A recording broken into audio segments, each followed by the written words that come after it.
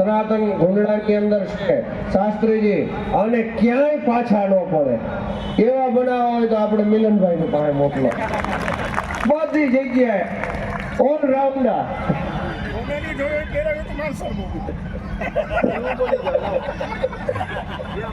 અને તમારે સોનાની 3.5 કિલોની જનલ વાળું બનવું હોય તો તમારે માલસર જવું પડશે.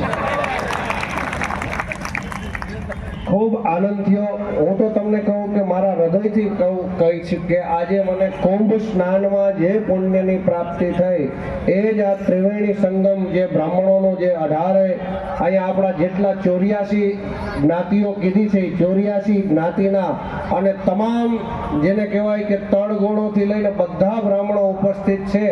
એટલે એક આ ભૂમિને, આ માટીને પણ જો આપણે વંદન કરીને તો પણ પૂજનીય છે સાહેબ.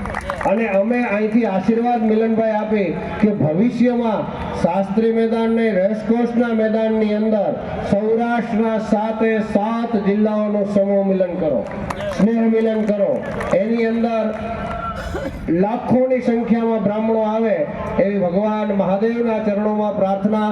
તમે જે લોકો અહીંયા આવ્યા છો એ બધાને વંદન. પણ સાથે સાથે અમારી એક અનન્ય ઈચ્છા છે કે બીજી વાર જ્યારે આવું આયોજન થાય ત્યારે તમે એક વ્યક્તિ ખાલી અહીંથી સંકલ્પ કરીને જાઓ કે માત્ર 2 લોકોને લઈને આવશું.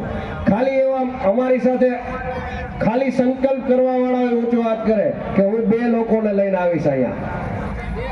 આ સંકલ્પ લઈને જાજો કે મારે બ્રહ્મદેવ સમાજનો મિલનભાઈનો જ્યારે કાર્યક્રમ હોય ત્યારે 2 વ્યક્તિઓને મારે લેતા જવા છે.